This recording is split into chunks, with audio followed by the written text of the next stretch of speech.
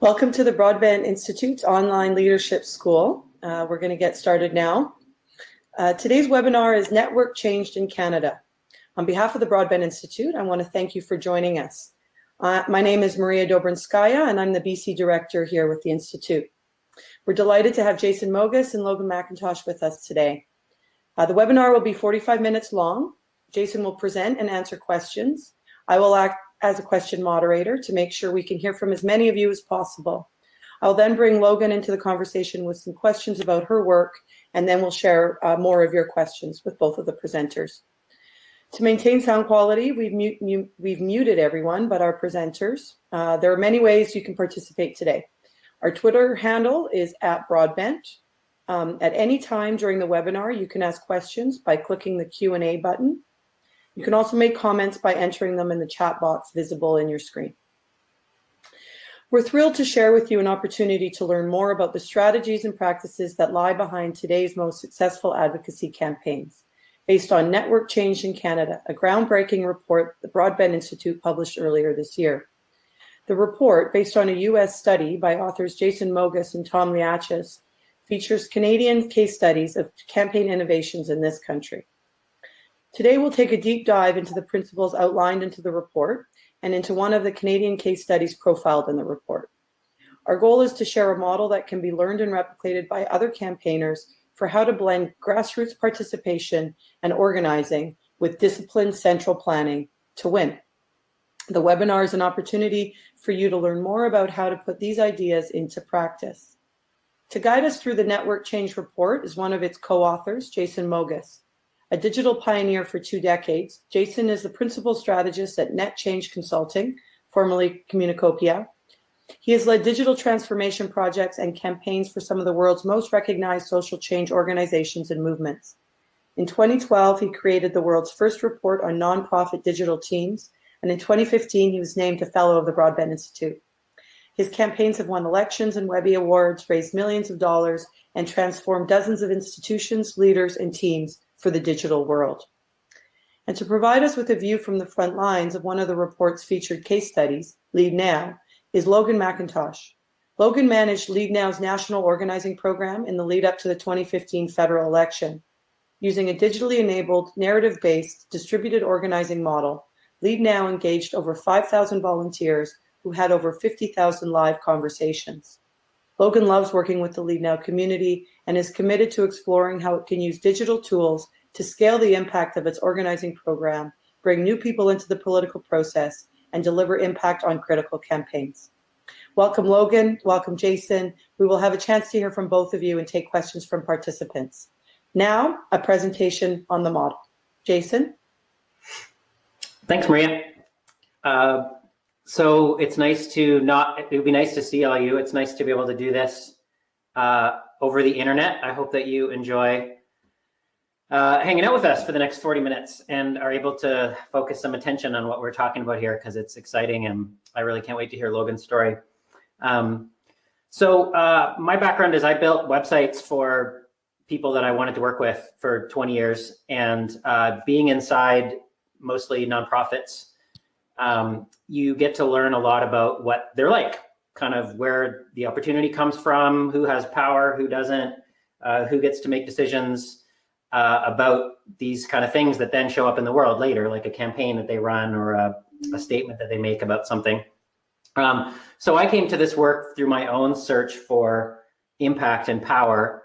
20 years is a long time to do the same thing, but it kept being interesting because I kept learning new things about what digital and the web was bringing to organizations. So one of the things that I have learned, maybe slow, is that a lot of this work is about power and why we don't have it as the progressive movement and what we can do about it. So that was the frameworks for how a lot of this started. You know, the kind of classic campaign model, you know, I'm not going to get into this, but basically you figure out what you want and who can make that happen, what's kind of influencing the space around it. And then you do shit, you know, you make a stunt, you write a report, you organize a rally, you lobby a government, and hopefully you get to the outcome. Well, the problem is on number 2, who can make it happen? We live in this world where even the right electeds, which are really hard to get, are they really going to do the right thing? Are they really going to do the morally just and the smart thing, or are they actually kind of structurally incapable of doing that, and we're not capable of holding them to account? And so, that's the classic campaign model. Why it's broken? There's a lot of things. There's a lot of things around cultural forces, around too many media channels, drop in attention span. A big one is loss of faith in experts and institutions. I was just on a call this morning with a researcher who now calls Canada, what did she call it? Oh, it was like we're a non-trusting kind of nation now. Like America, like we've lost faith in government, business, NGOs. The population has. Yet at the same time, there's more of these causes out there. There's more people want to do more. So this is like the kind of the paradox. On the political side, a lot of NGOs have lost touch with their roots, which I'll get into in a second, and really policy ideas, which is a lot of what we're set up to do, won't change the world. Or there's pockets of organizing, like in the labor movement. It's nice to see a lot here that aren't necessarily, have the kind of same momentum and power that we used to have. So the problem with a lot of the NGOs I work with is they are really driven by policy and research. They don't have people power. If they used to have it, it's gone. We don't win often when it really matters, and ultimately we vastly underestimate our opponents. I like to say I don't like to say this, but we bring pens to a gunfight, because make no bones about it, the world is held in shape by these very powerful, extremely powerful forces. This book, Dark Money, will scare the shit out of you about the complexity and the 40-year, billions of dollars spent, not just on the obvious things like think tanks, like the Fraser Institute, and on politics, but actually on like law schools. And I mean, it's the media infrastructure that's been set up by people that disagree with us is unbelievable. The amount of money that they spend on elections, the amount of airtime. I've been spending time in Alberta this year. The Fraser Institute and the Manning Center basically own the newspapers there. They get published whatever the heck they feel like publishing. And we don't. So we set to find out, who does have power. We did a study. We studied organizations, not just, it started in America, and then Broadbent helped us bring it back here where we are. Tom, my partner, is in Montreal, and I'm on Salt Spring Island. So we studied corporates, we studied NRAs, we studied chambers of commerce. The truth is, most of the excitement and energy is happening in progressive grassroots organizations. There's two things we studied really briefly. We called it change, which is just like, did they impact the world? Did they change it? But also force amplification, which is a couple of, the words mean basically, did they punch above their weight? It's one thing if you have, a giant budget and you're able to move something forward, but what if your opponents had 10 times those resources? So what we found is there's three kinds of organizations that none of us are.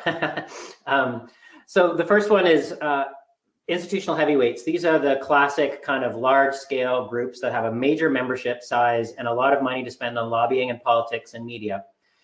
And that's the automobile associations, the retirement associations, the business, these independent business associations. They have a lot of money, but the truth is, when shit matters, they can mobilize a lot of phone calls and they can get a lot of visits to politicians by people that they know they need to listen to. And that's why they can pound the world into their shape. The second category, what we call these grassroots upstarts. So these are basically movements that grew without much institutional affiliation or any really outside of traditional NGO infrastructures, like Black Lives Matter at the start, like Occupy, like Idle No More in Canada. And they quickly changed the national conversation on issues and allow us to focus on things that were previously ignored.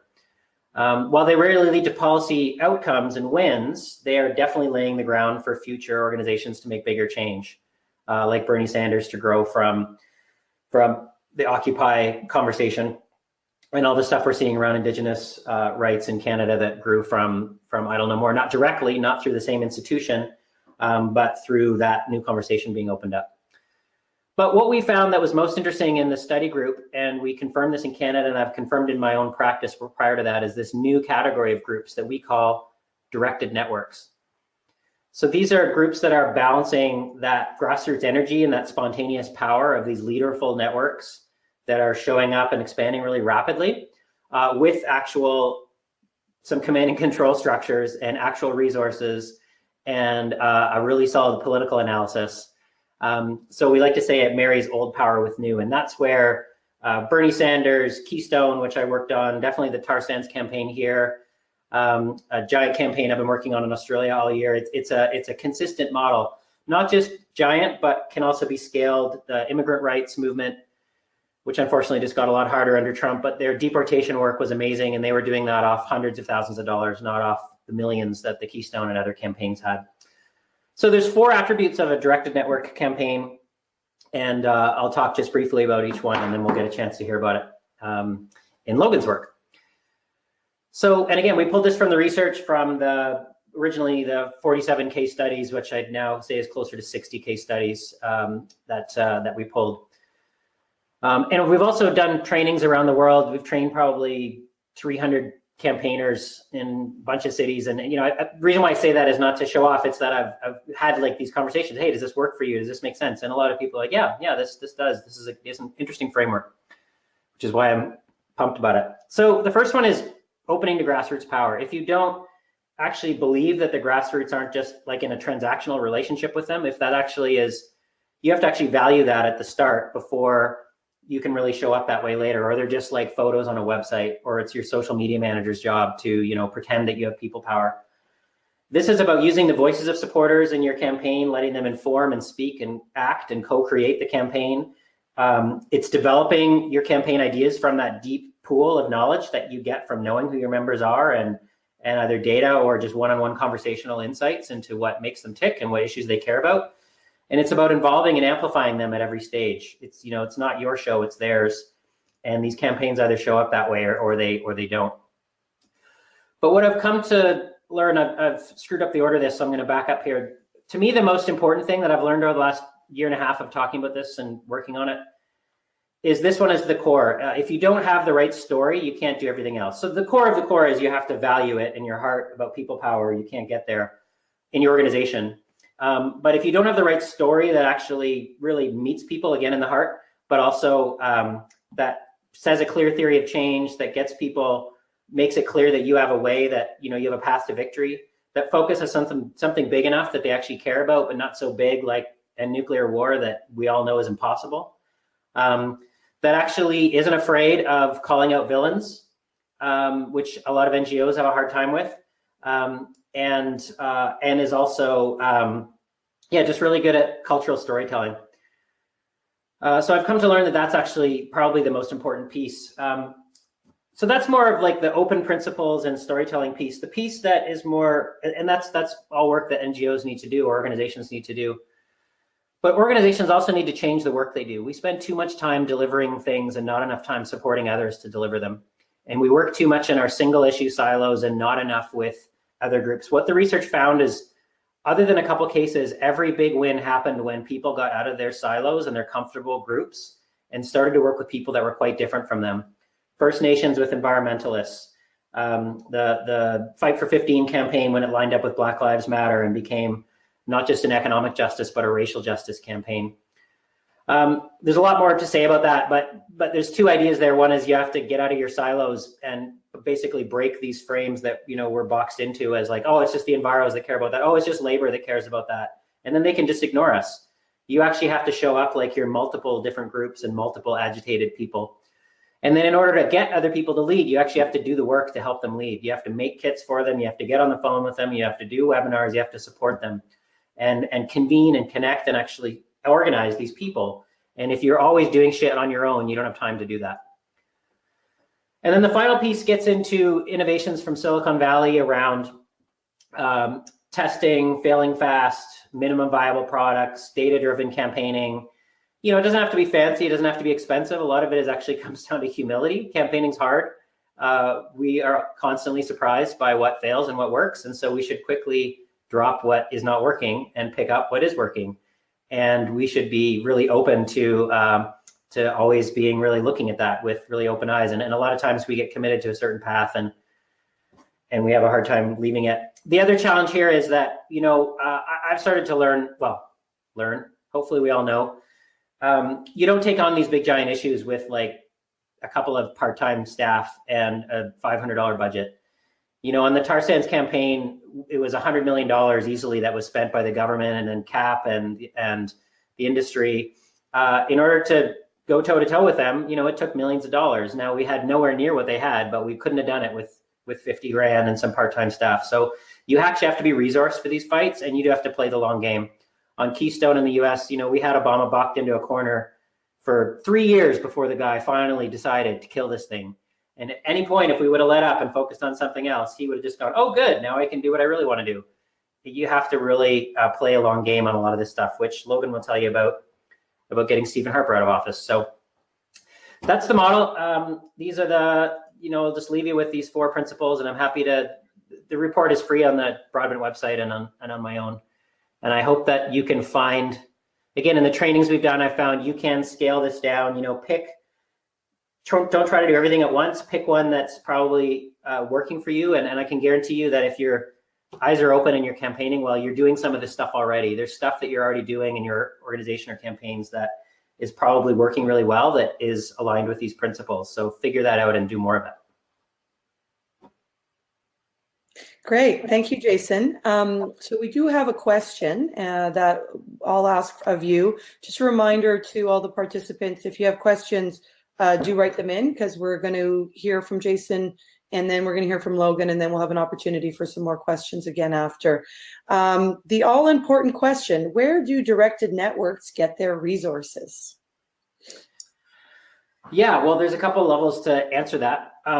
One is, so a lot of the ones that I've worked on are highly political, fossil fuel, oil and gas. And we are a political football, and so we're quiet about that. But there is definitely aggregated funding that goes towards supporting network organizing because it's a complicated problem. You know, you don't stop 5 pipelines by giving a grant to one organization, no matter how great they are.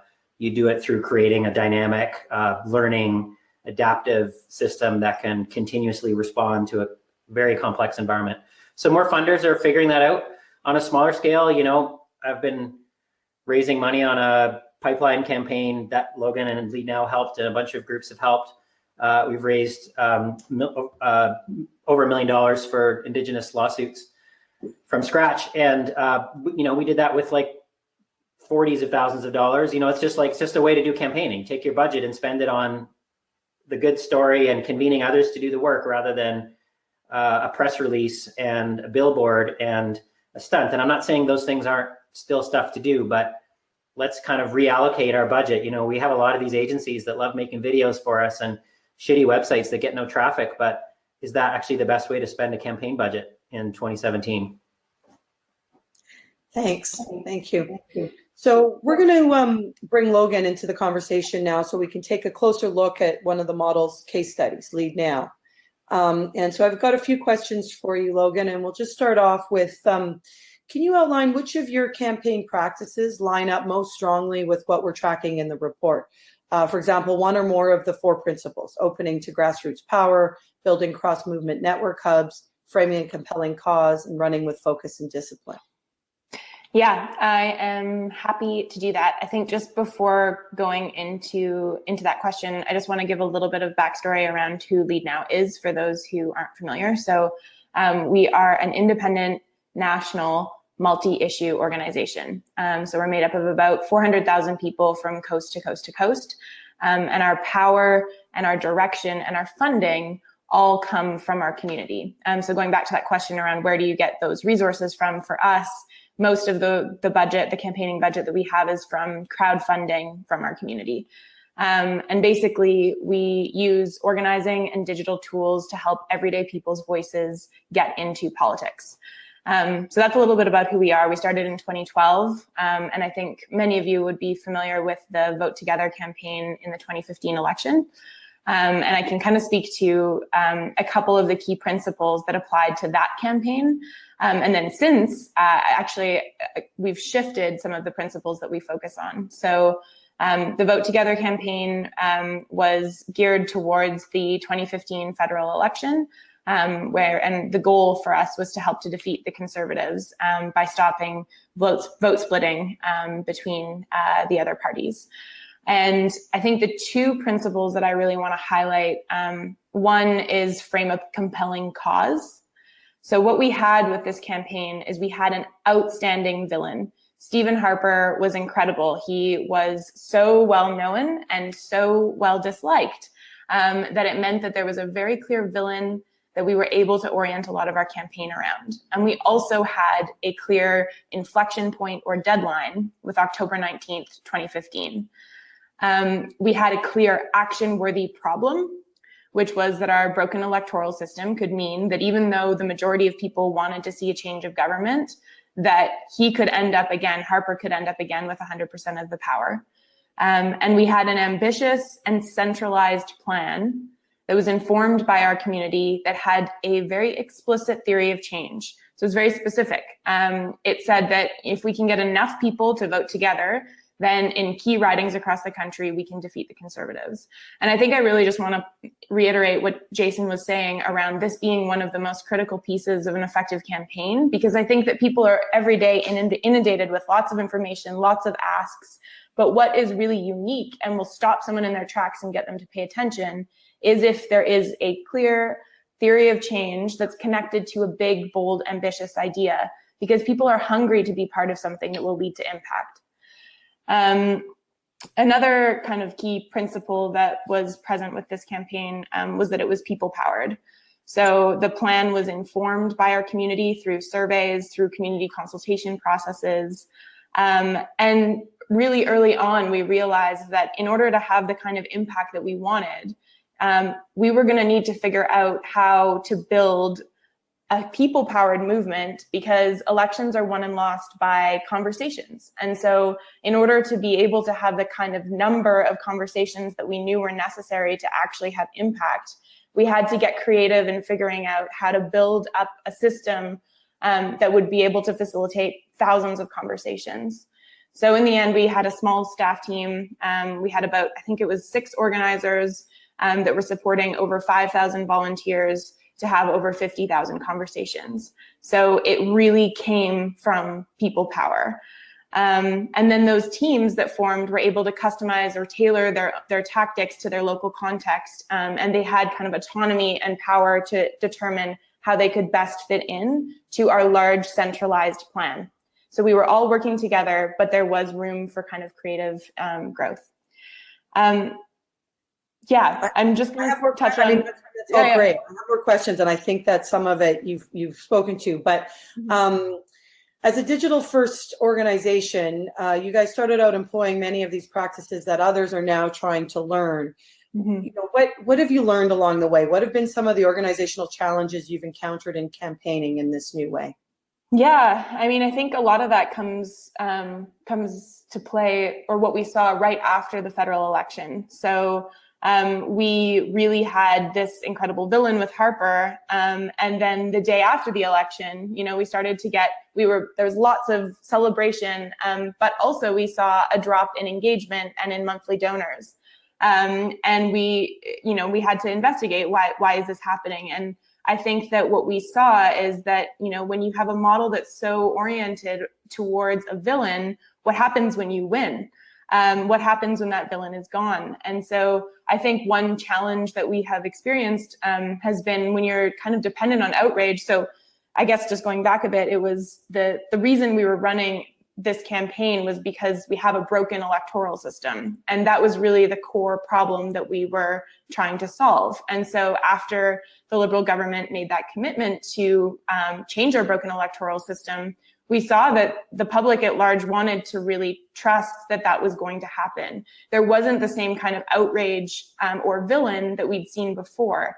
And so because we're dependent on harnessing people power, it was really challenging to create that kind of outrage that's necessary to motivate people to take collective action. So yeah, that's been a bit of a challenge. I think also thinking through how, you know, we talk a lot about being data driven, but what is it that we are measuring? And I think that as a movement, as we move in this direction, which is, I think, important for us to be real players, we have to be careful that we're really considering and evaluating what we're measuring so that it's not just low bar actions, but it's really the kind of, we're optimizing for things such as movement building, which is sometimes difficult to measure. Yeah, no, that's helpful. You've worked in a lot of coalitions and bigger directed network campaigns on tar sands and pipelines, as well as with a lot of other NGOs in the country. What would you say other NGOs bring to the table in your collaborative campaigns, and where do they need to pull up their socks, so to speak, to become more helpful to what we're all trying to do? And I think you mentioned some of it, but. Yeah, that's a really good question. I mean, I think that we, as a movement, there's a lot of diversity in the assets or the things that we bring. And I think that when I've seen collaboration or partnership work best, it's when there's some effort to try to articulate what it is that each of us are bringing. So, you know, there's like expertise in the subject matter. Some groups have big lists with lots of people. Others have tech infrastructure. Some have money. Some have access to government. And I think that where I've seen us work well together is when we, one, establish trust, two, invest in communication, invest in making sure there's clear processes to invite people in and also to communicate. And then three, that we take the time to actually really identify what it is that we are each bringing to the table in service of our larger goal. I think one thing that we often talk about but haven't necessarily done the greatest job of is, especially on issues where there are frontline or directed communities who are being impacted, that we do the work and actually make sure that those people and those voices are setting the direction of the campaigns that we're working on. And when I think back on when we've been the most successful, it's usually when we've done that and when we're following the lead of those who are directly impacted in figuring out what kind of strategy we can use to hopefully win, but without stomping on toes. Thanks. So we'll just one more question for you, Logan, and then we'll bring Jason back in the conversation. Can you just tell us in a little bit more detail? I mean, you opened with it, the organizing aspect of what you do, and why it's so critical to put so much effort into this. You named how many conversations, 50,000 live conversations. Can you just tell us a little bit more about why that's so important? Yeah, for sure. I mean, I think for one, it's because organized people power is a much more powerful leverage to get the change that we want. And sometimes, you know, a petition or a bunch of emails is enough. But often we're seeing, and often the reality is that organized people power is much more powerful and scary to whoever our target is. So part of why I think this is important is because it works better and it actually leads to more impact. I also think it's important because I think that email is dying. I think that we're going to, you know, continue to use email and it will continue to play a role, but it is not the be all end all. And that as organizations, we need to get more creative and we need to innovate and figure out more ways to engage with our communities. And face-to-face organizing is a really powerful way to do that. It still can be tech enabled, but it doesn't all have to come through email. And then thirdly, I think just because, you know, when you think about the scale of the problems that we are facing, these are massive, complex problems, and it requires, you know, skilled up leaders. And in order to get the kind of transformative change that we need, I think that we need to be investing in our communities so that we're better equipped to deal with the kind of problems that we face. Thank you. Thank you. Jason, welcome back. You just unmuted your mic there. I think the first question, Jason, is targeted to you, but we can have Logan's input on it as well. And some of this sounds like old school campaigning with the same principles that predate computers. I mean, I think this is some of what Logan was just talking about, the importance of face-to-face. So what's so special about networks? Yeah, I think it's a great question. And in fact, I presented like a super early version of this 10 years ago and there was an India's woman community organizer that organized like 3 million people. And I was presenting all this newfangled things to people in the room. They're, oh, this is amazing. And she was like, oh, this is old. And I hear that a lot. And I think that's great because I think that to me, like that's you know, Greenpeace used to have this. Now, I'm not saying they don't have it now, but every NGO was a creative response to some kind of problem, and the community kind of spontaneously responded and created this new thing that was really grassroots powered. I remember talking to the ED of a national law firm for the environment once. He's saying that's how we started. It was like people got together and they were mad at this shitty decision in Ottawa. And so we found a lawyer and we brought him over there. Next thing you know, 30 years later, we don't even know who our people is anymore. We have an email list. We have no idea what our supporters are. We call a protest and nobody shows up. So some of it is going back to the old, but some of it is new. We live in this networked world. There's a lot written. My partner Tom talks better about this, about Rand Corporation and all kinds of corporate stuff, talking about the power of networks, the end of traditional power, the end of big institutional power, and the growth in network power. And Dave Karpf, one of our kind of colleagues in this who wrote The Move On Effect, says, it's definitely easier to seize a national advocacy moment, but converting that moment into a movement requires strategy and resources. So he says 30 years ago, he thinks resources were easier to come by, but the moments were harder to seize. Now we have excellent opportunities for moments, but we often struggle to leverage them effectively. So the network piece is around how fast we both spread and then actually capitalize on those moments, and how we can coordinate leaders in a much more efficient, distributed way than we were able to. But then I wasn't around in the old days, so I can't really speak to that experience. Question for both of you that I think kind of connects to what you're saying, Jason. And how do we get people's attention? How do we deal with the challenge of people constantly saying they don't have time? And then just the inundation of information everywhere. How do we punch through that? Logan? Yeah, I mean, I think for me, it does go back to the piece around a compelling theory of change. And time again, when I look back at our most successful campaigns, it comes from the reason, what cuts through the noise is a cohesive plan, an outline or a path forward where you can articulate how one person's time and energy being a part of some larger collective action will lead to a specific kind of outcome that we want to see.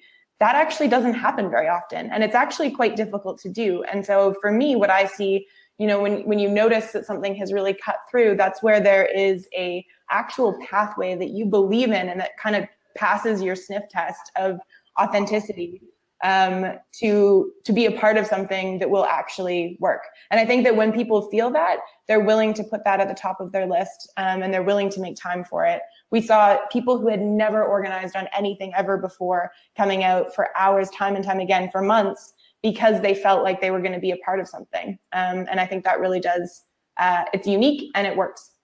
Yeah, no, tying to the vision. I mean, I think the Vote Together campaign, tying to the villain and to a tangible outcome. Logan, can you tell us what the cost of the campaign was to remove Harper? Like the financial cost? Yeah.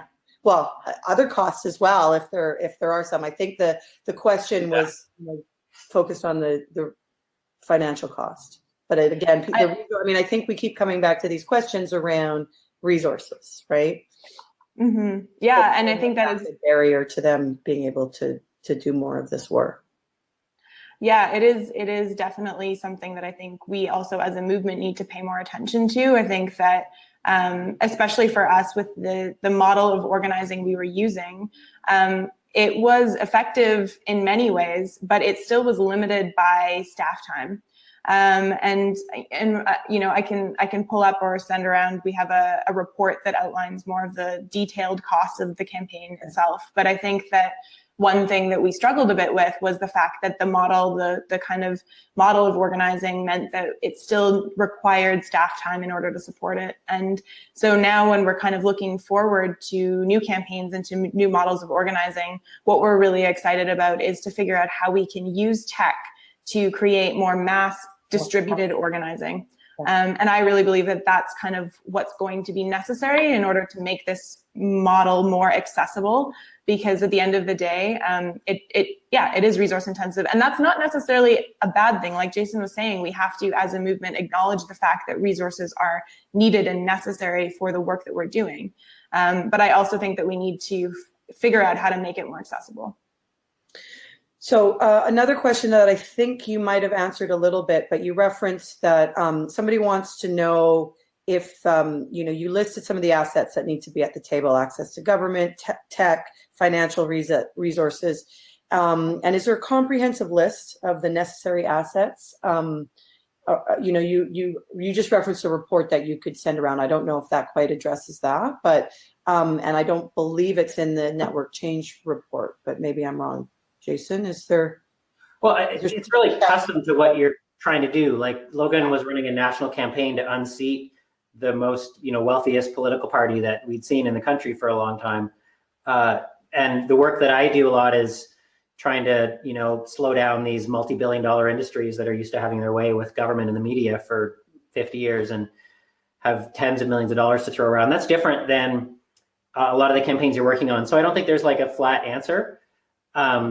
But definitely in order to organize people power, you need organizing technology. Someone asked about Nation Builder earlier, or there's tools like Action Network. You definitely need a nimble database that isn't shit, that you can actually, get data in and out really fast. And you need some storytelling capacity, through social media and through websites. But I don't think there's any kind of like, specific checklist. It really depends on what you're trying to do. Mm-hmm. So Jason, I have another question coming in for you. Can you explain Trump's success in light of the 4 principles of directed networks? Well, we know it didn't have much focus and discipline. Or did it? Maybe it did. I mean, yeah, I would definitely put. So 2 things to say. One is, as I said in the research, we found this more prevalent on the left than on the right. The right tends to still run command and control. If you looked at the Romney campaign versus Obama's last presidential campaign, Hillary was pretty top down too, like very command and control, top down. Whereas Obama's was much more open source. I mean, you could, they kind of flipped this time, right? So Trump was all about people. It was all about you. So was Bernie. Very compelling cause that was very much a big vision for big change to get off your ass and do something about it. Conservatives don't have to do the cross movement stuff like people on the left do. I had a friend who took over a job as the White House engagement officer under Obama, and when they passed the files to him, the Republican people said, "Oh, our job's easy. We only have 2 constituencies that we deal with, business and the church." And my friend Greg had literally 400 constituencies that he had to manage coming in with Obama. So it's a bit different there. And yeah, definitely Trump did a lot of advertising and targeted. I was kind of laughing at their digital campaign at the start, but they brought a lot of business discipline on how to do marketing and how to test messages. And rather than the way we do it, where, a couple people sit in a room and debate whether we're going to use word A or word B, and we have essentially 0 data backing that up. They're actually looking at real tests and throwing a shitload of money on stuff that actually changes people's perceptions, or in their case, demotivates people, splits people. So yeah, sorry, long answer. Yeah, no, I think it's good. Logan, another question for you, and I think this is with the federal focus, but will Lead Now work on electoral reform in the next election? I mean, I hear in BC we're collectively focused on the upcoming referendum next year on proportional representation, but I believe that this is stemming from the work that Lead Now has done nationally and Trudeau's commitments around electoral reform that you referenced. Yeah. So as I mentioned before, we get our direction from our community, and so over the course of the last year, we've asked a couple of times, what should we work on next? Where do we go from here? And the top picked priority was for us to focus on provincial campaigns or different levels of jurisdiction to really show that there is momentum that's building around electoral reform. Obviously, what we saw this year around, the broken promise from Trudeau was extremely disappointing for our whole community. And now where we're putting our resources or focus is in BC, like you mentioned, Maria, and also looking for other opportunities for us to kind of move the radar, move electoral reform up people's priority list by demonstrating that it works and that we can win in other places. And we just don't know yet what we'll do in the next federal election. We'll do something similar to what we did in 2015, where we go to our community and we ask, what are the best opportunities? What's the best place for an organization like Lead Now? And we will see. We'll see what, I think it also really depends on the political context and what happens between now and then, because we want to make sure that we have a viable plan that makes sense with the conditions, the political conditions that we will be in over the next couple of years. Thanks. I have a question for both of you, and then I think we'll sort of go into just final comments, any final comments you may have, and we'll need to get wrapped up soon. Can you explain more about how, with people on so many platforms, how do we keep track of them? I mean, Jason, you referenced Nation Builder. I think keeping track of people through databases is one thing. I'm not sure if there's, other ways that you guys would sort of keep track of your people. How do you keep track of your people? Yeah, I mean, look, it kind of depends. If you're a really tight organization with decent resources, then there's lots of tools you can do to do that, and you can throw staff at it. It's basically like humans and some technology and a bit of cash, and you can do it pretty well. But the truth is, most of us kind of cobble together bits of our people from different sources. Because of Facebook, you don't even have those people anymore. We spent all that money building them, and then we have to rent them now. So, I look at more like influence rather than control. And again, it's different if you're electoral, like go for all the control you need your voter file. That's different. That's not many people do like direct electoral work. I'm talking for issue-based advocacy around finding your people and getting them out in the world. Someone asked about how do you break through? You break through by A, like Logan said, have a good story. B is have the right messenger, and the messenger is not you. No one actually cares what you have to say because you have vested interest. They care what your supporters have to say, and that's who they trust, is people that are normal people spontaneously sharing things and asking people to do things, which is the power that drives a lot of this. And you don't get to control those people. But yeah, the short answer is like humans that know who they are and some technology, but don't expect it to be as easy as managing an email list. Yeah. I agree with what Jason said. For us, keeping track of our people is an extremely important part of the work that we do. And it allows us to make sure that we are able to listen, that we are able to segment or target our actions. And it is, and I think it really does depend on the kind of scale or capacity of the organization or the movement that you're talking about. But I think that having good tools in place to manage your people is a really critical part of the work that we are trying to do. And that can be through, free platforms, like looking at the success of Idle No More through the use of social media. It was amazing. For us, we pay right now a provider as like a database. We're not using Nation Builder actively right now, except for in a couple of places. But there are lots of different tools out there. And I guess what I would say is that it's worth investing in, and it's worth doing the research and really figuring out the role that tech is going to play in the work that you're doing. Because I think that in this day and age, that is something that's going to set organizations apart, and that allows us to do sophisticated, targeted, effective campaigning. And sometimes it's a bit scary because we just, it's new and it's unknown. But I do think it's worth it. Thanks. Well, we're coming to the end of our time here.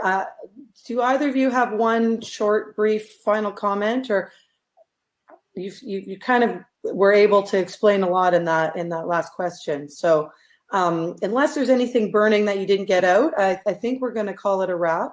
I do want to say one thing, because I'm a white male that has opinions, and got to get the last word. Hearing them, but there's a really interesting edge that I'm finding in the world right now, which is we're almost about to take a bigger approach to taking on neoliberalism, and the intersectional issues are really converging. And I'm working with people in places around the world, and we're starting to move towards, rather than losing every battle incrementally, of actually like looking at the long-term game and actually talking about real big change again. And that's really exciting to me. When the labor movement is trying to fight to bet 25 cents an hour on one of its things, we're basically all losing because of, all these bigger pictures. So I think what's happening in this research, and I'm seeing in my practice, is more bold storytelling, more interconnected issues, more aggressive forms of power building, more aggressive forms of campaigning that are like big and not just mini.